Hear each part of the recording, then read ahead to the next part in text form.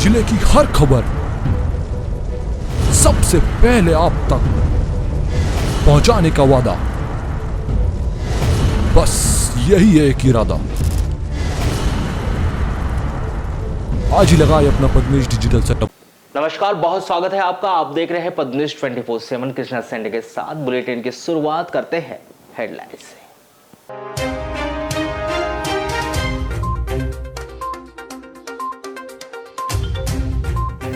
गणतंत्र दिवस के दिन पिकनिक मनाने गए युवक की ढूंढी बांध में गिरने से हुई थी मौत। 27 जनवरी की सुबह काफी मशक्कत के बाद निकाला गया शव।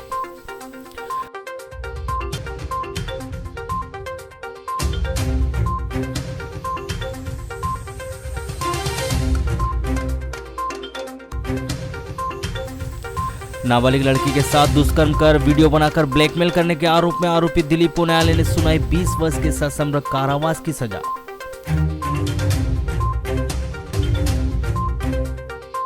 बालाघाट पुलिस ने लूट और डकैती वाले मामले से जुड़े गैंग का किया खुलासा। मामले में 13 लिप्त आरोपियों को किया गिरफ्तार। 4 आरोपी अब भी पुलिस गिरफ्त से बाहर।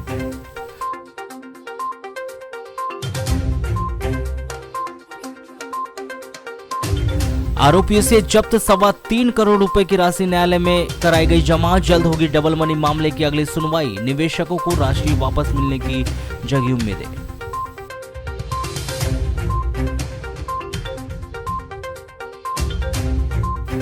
लालबरा थाना क्षेत्र के कंजई मोड़ पर एक अज्ञात 4 पहिया वाहन ने सवारी बस को मारी टक्कर। हादसे में 2 नाबालिग बच्चे सहित एक महिला गंभीर रूप से हुई घायल।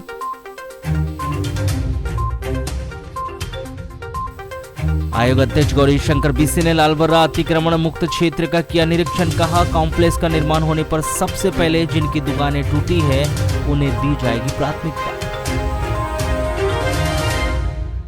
हट्टा थाना क्षेत्र के अंतर्गत आने वाले ग्राम चिखला में सड़क पर बने स्पीड ब्रेकर से एक मोटरसाइकिल अनियंत्रित हो गई, जहां मोटरसाइकिल सहित सड़क पर गिरने से मोटरसाइकिल चालक बुजुर्ग गंभीर रूप से घायल हो गया, जिसे जिला अस्पताल में उपचार के लिए भर्ती किया गया है। घायल बुजुर्ग का नाम थाना किरनापुर ग्राम लवेरी निवासी 65 वर्षीय धनीराम पिता चुन्नीलाल बम्बुरे बताया गया है, जिसका जिला अस्पताल में उपचार जारी है। प्राप्त जानकारी के अनुसार ग्राम लवेरी निवासी बुजुर्ग धनीराम खेतीबाड़ी का काम करता है, जो किसी काम से मोटरसाइकिल में सवार होकर लवेरी से सिहोरा जा रहा था। जब वह गोंदिया बालाघाट रोड स्थित ग्राम चिखला पहुंचा तो सड़क पर बने स्पीड ब्रेकर से उसकी मोटरसाइकिल अनियंत्रित हो गई, जिससे वह मोटरसाइकिल सहित सड़क पर गिरकर गंभीर रूप से घायल हो गया। जहां स्थानीय लोगों ने मामले की सूचना उसके परिजनों को दूरभाष पर दी और एम्बुलेंस 108 की मदद से उपचार के लिए उसे जिला अस्पताल में भर्ती कराया है, जहां उसका उपचार जारी है। इस सड़क हादसे में गंभीर रूप से घायल बुजुर्ग की प्रारंभिक तौर पर हालत नाजुक बताई गई है।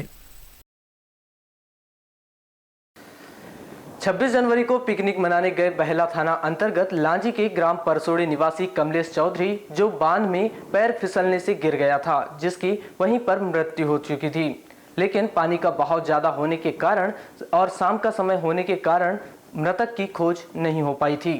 वहीं शाम को जल संसाधन विभाग के यंत्री से संवाद कर सुलभ खुलवाया गया था, जिसमें रात्रि में पार से पानी बंद होने पर आज सुबह पुलिस थाना लामता की टीम ने खोजबीन की तो बांध के समीप मृतक का शव गहरे पानी में दिखाई दिया, जिसे ग्रामीण मछुआरों की मदद से बाहर निकालकर पंचनामा बनवाकर शव पोस्टमार्टम के लिए लामता शव विच्छेदन गृह पहुंचाया गया है।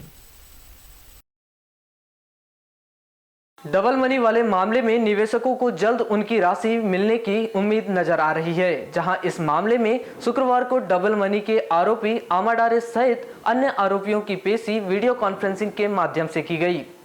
जहां डबल मनी वाले मामले में विवेचना अधिकारी थाना निरीक्षक शंकर सिंह चौहान और उप निरीक्षक विजय के कोर्ट में बयान दर्ज किए गए, तो वहीं वीडियो कॉन्फ्रेंसिंग के माध्यम से आरोपी का पक्ष सुना गया।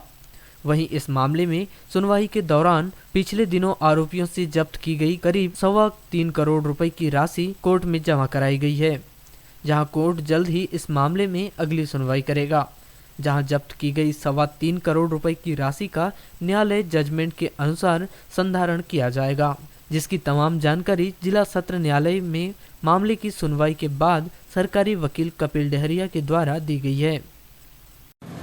सर आज डबल मनी को लेकर कुछ कार्रवाई हुई, क्या कार्रवाई हुई सर? आज डबल मनी मामले में आरोपी हेमराज व अन्य आरोपियों का जो मामला न्यायालय में चल रहा है उसकी पेशी थी। पेशी में साक्षी के तौर पर विवेचना अधिकारी श्री शंकर सिंह चौहान निरीक्षक और एफआईआर कर्ता उप निरीक्षक विजय सनस उपस्थित हुए थे। आज उनकी गवाही हुई है और अगली पेशी अब साक्ष्य हेतु कल के लिए नियत है। तो सर क्या आरोपी लोग भी पेश हुए थे? हाँ, आरोपी लोग वीडियो कॉन्फ्रेंसिंग के माध्यम से न्यायालय में उपस्थित हुए थे और आरोपीगण से जो राशि जब्त हुई थी वह न्यायालय में आज पेश की गई थी, जो लगभग 3 करोड़ के आसपास की थी। आज आरोपीगण से जो संपत्ति जब्त हुई थी उनमें साक्ष्य के दौरान उनको आर्टिकल मार्क किया गया है और राशि में भी आर्टिकल हुआ है। तो सर अब क्या ये न्यायालय के अधीन रहेगी, राशि पूरी जब्त रहेगी? हाँ, अब राशि न्यायालय के अधीन तो है ही। न्यायालय जजमेंट में जो राशि का निस्तार करेगा उसके अनुसार राशि का बयान किया जाएगा। सर कितनी राशि आज लाई गई थी? लगभग 3.25 करोड़ के आसपास की राशि थी। आगे और इसमें क्या कार्रवाई होगी सर? आगे न्यायालय के आदेश पे राशि का बयान किया जाएगा। न्यायालय जो भी आदेश करेगा राशि के संबंध में उसका निराकरण वैसा होगा। सर मतलब हम ये मान सकते हैं कि सर जो निवेशक हैं उन लोगों को राशि वापस हो जाएगी जल्द? न्यायालय अपने आदेश में उल्लेख करेगा इस चीज का, जो भी है राशि के संबंध में, तभी निर्धारण हो पाएगा कि क्या हो सकता है। पंचायतों में होने वाले मनरेगा कार्य को नेशनल मोबाइल मॉनिटरिंग सिस्टम में अपडेट किए जाने के निर्देश प्रदेश सरकार के द्वारा पंचायतों को दिए गए हैं, लेकिन इस सिस्टम में कार्य करने में पंचायतों को भारी परेशानियों का सामना करना पड़ रहा है, जिसके चलते कार्य समय पर नहीं हो पा रहे हैं, तो वहीं तकनीकी समस्या आने के चलते मजदूरों की हाजिरी भी नहीं लग पा रही।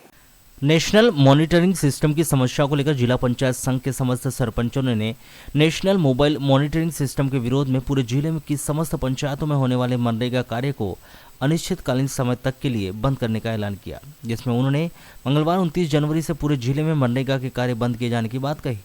जिला सरपंच संघ के द्वारा लिए गए इस निर्णय को मूल रूप देने के लिए शुक्रवार को जनपद पंचायत बालाघाट में जिला सरपंच संघ की एक बैठक का आयोजन किया गया, जिसमें सरपंच संघ ने 29 जनवरी से जिले में मनरेगा के कार्य को बंद करने का ऐलान किया, जहां सरपंच संघ ने अपने इस बहिष्कार में सचिव और रोजगार सहायक संगठनों को भी शामिल करने की रणनीति बनाई, जिसकी तमाम जानकारी शुक्रवार को जनपद पंचायत में आयोजित एक बैठक के दौरान सरपंच संघ के पदाधिकारियों के द्वारा दी गई। सरपंच संघ और बालाघाट जिले के समस्त ब्लॉक सरपंच संघों के तत्वाधान में आज हमारे द्वारा जनपद पंचायत कार्यालय बालाघाट में बैठक आहूत की गई थी। इन बैठक पे मुख्य जो बिंदु हमारी एनएनएमएस को जो बंद करने की जो चर्चा चल रही है, संपूर्ण राष्ट्रव्यापी ये विषय है और इसमें प्रदेश संगठन ने भी आज से लगभग सभी जिलों में आज से मनरेगा का काम बंद कर दिया है।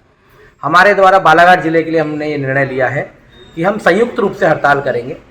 आज ये 2 दिन के अंदर में रविवार या को जो है हमारी बैठक रोजगार सहायक संगठन के साथ में है, सोमवार को सचिव संगठन के साथ में और मंगलवार को क्योंकि जनसुनवाई रहती है उस दिन सचिव संगठन, रोजगार सहायक संगठन और सरपंच संगठन ये तीनों मिलकर के सम्मिलित होकर के एक साथ ज्ञापन थोपेगा और एक राय होकर के हम संपूर्ण बालाघाट जिले में काम बंद कर देंगे। जिला स्तर की संयुक्त बैठक रखी गई है और जो मनरेगा में आजकल जो त्रुटि आ रही है, एनएमएस वाले जो आजकल सॉफ्टवेयर और मोबाइलों के माध्यम से हाजिरियों का जो चलता है, इससे बड़ी दिक्कतें आ रही हैं। मोबाइल कहीं टावर मिलता है, कहीं नहीं मिलता, नेट नहीं चलता और इससे काफ़ी परेशानी आ रही है, जिससे मजदूरों को बराबर पर्याप्त मजदूरी नहीं आ रही है और हमेशा कार्यों में 2 बार 3 बार फ़ोटो लेके उनको मजदूर चालू करते हैं, लेकिन नेट नहीं मिलने के कारण कभी कभी उनकी मजदूरी इसीलिए नहीं आ पाती कि नेट नहीं चल पाता। इसी समस्याओं को लेकर के आज हम लोगों ने जिला स्तर पे एक बैठक पदाधिकारियों को लिया है और इस माध्यम से अपन सरकार को अवगत कराना चाह रहे हैं कि ये समस्याएं दूर हो और मनरेगा का काम सुचारू रूप से चले। 3 अलग अलग थाना क्षेत्रों में पिछले दिनों हुई 4 लूट व डकैती के मामले में बालाघाट पुलिस को बड़ी सफलता हाथ लगी है, जहां मुखबिर से मिली सूचना के आधार पर भरवेली के गांगुलपारा घाटी, रामपायली और खैरलांजी थाना क्षेत्र में पिछले दिनों हुई लूट व डकैती के मामले में पुलिस ने 13 आरोपियों को गिरफ्तार किया है, जहां इन्हीं मामलों में लिप्त 4 आरोपी अब भी पुलिस की गिरफ्त से दूर बताए गए हैं, जिनकी तलाश पुलिस के द्वारा की जा रही है। जहां 3 थाना क्षेत्रों के अंतर्गत हुई 4 लूट व डकैती के मामले में गिरफ्तार किए गए आरोपी के पास से पुलिस ने नगद राशि, मोबाइल, वाहन सहित लूट और डकैती के लिए इस्तेमाल में लाई गई अन्य सामग्री जब्त की है। आपको बता दें कि लूट और डकैती के मामले में लिप्त सभी आरोपी सुनियोजित तरीके से लूट और डकैती की वारदातों को अंजाम देते थे, जिनकी लगातार शिकायतें पुलिस को मिल रही थी। इसी मामले में मुखबिर से मिली सूचना के आधार पर पुलिस ने बड़ी कार्रवाई करते हुए रामपायली और खैरलांजी थाना क्षेत्र में हुई लूट और डकैती के मामले में जहां 11 आरोपियों को गिरफ्तार किया, तो वहीं इसी मामले में लिप्त 3 आरोपी अब भी पुलिस की गिरफ्त से बाहर बताए जा रहे हैं। तो वहीं भरवेली थाना क्षेत्र के अंतर्गत हुई लूट वाले मामले में पुलिस ने 2 आरोपियों को गिरफ्तार किया है, जबकि एक आरोपी अब भी पुलिस की गिरफ्त से बाहर है। ऐसे 3 अलग अलग थाना क्षेत्रों में हुई लूट और डकैती वाले मामले का खुलासा करते हुए पुलिस ने मामलों में लिप्त 13 आरोपियों को गिरफ्तार किया है, जबकि इन मामलों में लिप्त 4 आरोपी अब भी पुलिस की गिरफ्त से बाहर बताए जा रहे हैं, जिसकी तमाम जानकारी शुक्रवार को पुलिस कंट्रोल रूम में आयोजित एक पत्रकार वार्ता में पुलिस अधीक्षक समीर सौरभ के द्वारा दी गई।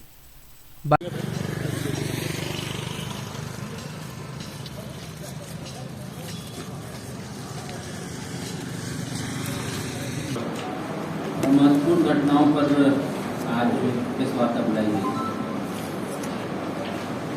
दोनों लूट से संबंधित है। पहले तो भरवेली वाले मैटर के विषय में बताना चाहूँगा। लगभग लास्ट ईयर हमने एक गैंग को बस्ट किया था जो भरवेली के आसपास की घाटी में, दामनपाड़ा घाटी में लूट का काम कर रही थी। उसके बाद से लार्जली लंबे समय तक लूट बंद रही। तो कुछ समय पहले फिर सूचना मिली थी कि एक व्यापारी जो कि पैसा कलेक्ट करके लौट रहा था, उसके साथ हुई, तो उसको काफ़ी क्लोजली विजय एडिशनल सुपरवाइजर और CSP साहब ने फॉलो किया फर्स्ट। उसके बाद हमें कुल अभी तक जो पता चला है उसमें 3 आरोपियों के विषय में पता चला है। इसमें 2 आरोपी हमने राउंड अप कर लिए हैं, एक अभी फरार है। और उनके पास से जो लूटा गया मशरूका है, लगभग 60,000 से ऊपर का मशरूका हमने बरामद किया है, चाकू बरामद किए हैं। और जो इसमें मुख्य आरोपी है पप्पू नगपुरे, उसमें का नहीं है, इसके ऊपर पहले भी मुझे लग रहा है बड़ी संख्या में अपराध हुए हैं। आप देखेंगे, हाँ, हत्या के प्रयास में एक है, तो इसमें अपराध पहले से पंजीबद्ध हैं। जो घटना में प्रयुक्त की गई थी मोटरसाइकिल मोड़ की गई, और थाना भरवेली के स्टाफ, CSP साहब, मुझे इन सभी को मैं बधाई देता हूँ कि बहुत ही चैलेंजिंग घटना को उन लोगों ने बहुत कम समय में तय किया। पिछले 7 दिनों से लगातार बहुत ही सघन पूछताछ जो भी हमारे आरोपी हैं, संदेही हैं, उनके साथ करके पूरा इन्होंने गैंग को बस्ट किया। स्टूट आपको मिल गया होगा, देखेंगे कुल 14 आरोपी हैं, सभी में 5 से 6 आरोपियों की संलिप्तता थी, लगभग सभी जितने भी प्रकरण हुए हैं। और अभी 3 आरोपी फरार चल रहे हैं, लेकिन बहुत जल्दी इनको गिरफ्तार कर लिया जाएगा। पर कुल 11 लोगों की राउंड है, जिसमें 10 तो हमारे पास अभी हैं। एक बाइक चोरी के एक प्रकरण में जेल में है, उसके हम लोग प्रोडक्शन वारंट ले रहे हैं और उसी के थ्रू पूरा मैटर खुला है। इसमें जो मोडस ऑपरेंडी है, आप सभी को पता है, तरीका वारदात जो थी इसमें वो ये था कि जब कोई भी व्यक्ति व्यापारी जब वसूली के लिए निकलता था तो उसको सबसे पहले इस गैंग को सूचना होती थी। उसी गांव के एक लोग जिसके आसपास वो घटना हो रही थी रामपायली खैरलांजी के द्वारा, तो उसको सूचना होती थी। उसके बाद जब लास्ट कलेक्शन करके वो लौट रहा होता था तो वो एक किराना दुकान वाला या कोई दुकान वाला उसको फोन करके बताता था कि पूरा पैसा कलेक्ट हो गया, अभी क्या है। जैसे इसमें एक आपको नाम दिखेगा, योगेंद्र छोटू रहाड़े, ये वो व्यक्ति है जो सभी को सूचना दिया करता है पूरे गैंग को, कलेक्शन हो गया है, अब आगे आपको मतलब आपका शताब्द है। इसलिए मैं निवेदन कर रहा हूँ, कृपया आप लोग जो आपकी कलेक्शन का टाइम है, डेट है, वीक का, उसको अलग रखें। इनका जो तरीका है वारदात था वो ये था कि जब उनको सुनसान एरिया में इनका इंतजार करते थे और उसके बाद डंडे से या किसी ऐसी चीज़ से जोर से सर पर मारने से उसका बैलेंस बिगड़ता था। हमारा सिडनी वाले जो लास्ट ईयर अक्टूबर का केस है उसमें उसको नाक पे काफ़ी गंभीर चोट आई और उसके बाद फिर उसका पूरा संभालने के बाद इसमें जो हमें बाइकें बरामद हुई हैं वो हैं जो घटना में प्रयोग की गई थी। साथ में हम लोग जब PR पिन को लेंगे तो और भी सामान प्लस पैसा, क्योंकि पिछले 8-10 महीने का यह प्रकरण एक साथ खुलासा हो रहे हैं। तो लैंगिक अपराधों से बालकों का संरक्षण अधिनियम के विशेष न्यायाधीश शिवलाल केवट की वारासिवनी अदालत ने अभियुक्त दिलीप पिता मानिकराम पारदी उम्र 35 वर्ष ग्राम परसवाड़ा घाट थाना तिरोड़ी निवासी को नाबालिग लड़की के साथ दुष्कर्म करने के आरोप में दोषी पाया है। विद्वान अदालत ने इस आरोपी को धारा 376(3) भारतीय दंड विधान में 20 वर्ष का सश्रम कारावास एवं 100 रुपए के अर्थदंड से दंडित किया है। साथ ही धारा 450 भारतीय दंड विधान के अपराध में 6 वर्ष का सश्रम कारावास एवं 100 रुपए का अर्थदंड, धारा 376(2) N भारतीय दंड विधान में 20 वर्ष का सश्रम कारावास एवं 100 रुपए का अर्थदंड, धारा 506 भारतीय दंड विधान में 2 वर्ष का सश्रम कारावास, 100 रुपए अर्थदंड, धारा 4(2) पास्को एक्ट में 20 वर्ष का सश्रम कारावास एवं 200 रुपए अर्थदंड से दंडित किया है। साथ ही धारा 6(1) पास्को एक्ट में 20 वर्ष के सश्रम कारावास और 200 रुपए अर्थदंड से दंडित किया है। उक्त अर्थदंड अदा नहीं करने की स्थिति में अभियुक्त को 1 माह का अतिरिक्त साधारण कारावास भुगतने के आदेश पारित किए गए हैं। नाबालिग पीड़िता के साथ यह घटना 18 जून 2020 की सुबह लगभग 10 बजे हुई, जब वह उसकी चचेरी बहन तथा अभियुक्त दिलीप के साथ बकरी चराने जंगल गई हुई थी। दोपहर लगभग 12 बजे अभियुक्त दिलीप ने उसकी चचेरी बहन से कहा कि उसकी बकरी जंगल के अंदर चली गई है, उसे जाकर ले आए, तो चचेरी बहन बकरी को लेने जंगल के अंदर चली गई। तब अभियुक्त दिलीप ने नाबालिग पीड़िता के साथ बलात्कार किया और मोबाइल की वीडियो दिखाकर बोला कि यदि वह घटना के बारे में किसी को भी बताएगी तो उक्त वीडियो को व्हाट्सएप पर प्रसारित कर देगा। नाबालिग पीड़िता उक्त भय के कारण घटना की बात किसी को नहीं बताई। दिनांक 2 अगस्त 2020 को नाबालिग पीड़िता घर पर अकेली थी। उसके माता पिता व भाई खेत गए हुए थे। लगभग 1 बजे अभियुक्त ने उसके घर आकर पुनः उसके साथ बलात्कार किया। दिनांक 4 अगस्त 2020 को नाबालिग पीड़िता अपनी बुआ के साथ अभियुक्त दिलीप के किराना दुकान गई हुई थी। वहीं बगल में अभियुक्त दिलीप ने उसे मोबाइल देकर उससे बात करने को कहा तथा यह धमकी दी कि यदि वह बात नहीं करेगी तो उसे जान से खत्म कर देगा एवं वीडियो प्रसारित कर देगा। नाबालिग पीड़िता ने हिम्मत कर उक्त घटना की बात उसके माता पिता और भाई को बताई। नाबालिग पीड़िता द्वारा 11 अगस्त 2020 की घटना के संबंध में पुलिस थाना तिरोड़ी में रिपोर्ट दर्ज करवाई थी। उक्त घटना के संबंध में थाना तिरोड़ी में अपराध पंजीबद्ध किया गया था। आरोपी के विरुद्ध अपराध पंजीबद्ध कर विवेचना में लिया गया था। विवेचना उपरांत अभियोग पत्र न्यायालय में पेश किया गया। माननीय न्यायालय ने विचारण उपरांत आरोपी दिलीप को दोषी पाते हुए उपरोक्त दंड से दंडित किया है।